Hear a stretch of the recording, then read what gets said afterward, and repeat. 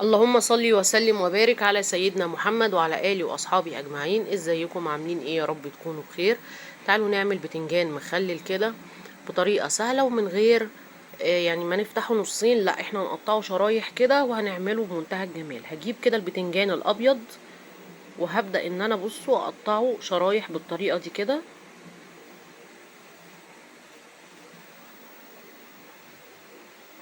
طبعا انا بغسله كويس تحت الحنفية وبشيل الجزء اللي من فوق وببدأ ان انا اقطعه شرايح كده زي ما انتوا شايفين. بصوا، ولا رفيعة قوي ولا تخينة قوي، شرايح كده معقولة. ممكن تفتحيه نصين لو انت عايزة وتحشيه من النص، بس جربي الطريقة دي تحفة وبيطلع معاكي كده طري وزي الزبدة، بيبقى طعمه بالظبط زي الزبدة. بصوا، طبعا هو فيه ابيض وفيه اللي هو خد الجميل ده. خد الجميل ده اللي بيبقى فيه اللون البتنجاني ده.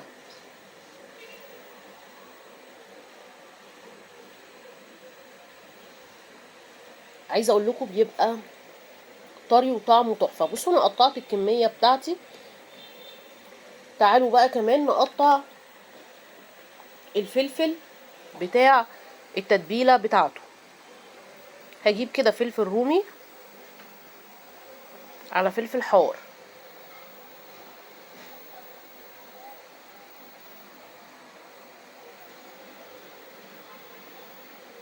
هحطهم في الكبة او تيجي حطيهم في الهون. يعني لو عندك هون وبتستعمليه عادي حطيهم في الهون، بس انا بفضل دايما الكبة، بحسها اسهل واسرع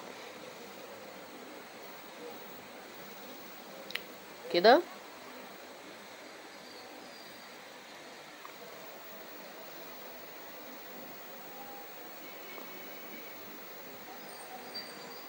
بقطعه كده وكده علشان يعرف يلف معايا في الكبة. بس كده خلاص حطيت كمية الفلفل بتاعتي. حطي بقى فلفل زي ما انت عايزة، لو انت من الناس اللي بتحب الفلفل اكتر زودي، يعني مش هيجرى اي حاجة. هضربه بقى في الكبة وهحمر البتنجان بتاعي. وتعالوا بقى بعد ما ضربته في الكبة بصوا شكله عامل ازاي. هحط عليه بقى كده فصين من الثوم. ده الفلفل خلاص، هحط عليه فصين من الثوم.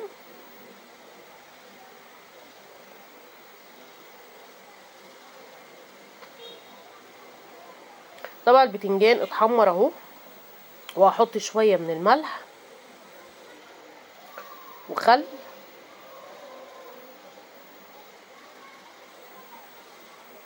وكمون وفلفل اسود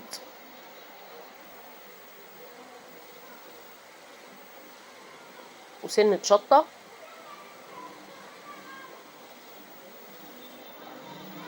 وعصرة ليمون كده بسيطة.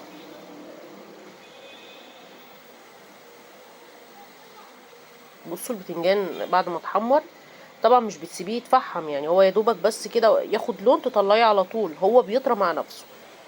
عصرة ليمون كده. هجيب بقى البتنجان بتاعي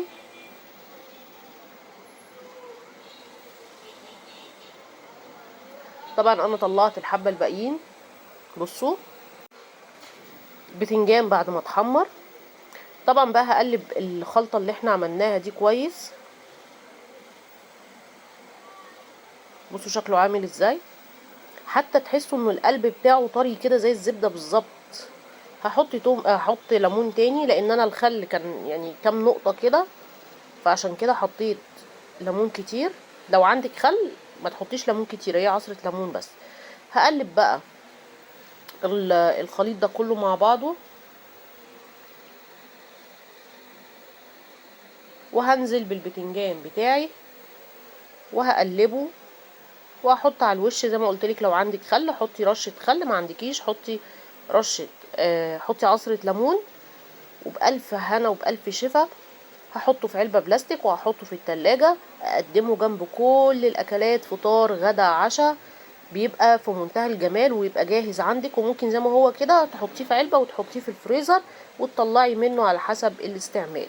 سهل جدا جدا وطعمه حلو جدا جدا جدا، وعايزه اقول لكم الفوائد بتاعته رهيبه. ولو مفيش حاجه لا قدر الله في البيت تتاكل، هو يتاكل بعيش بيبقى في منتهى الجمال.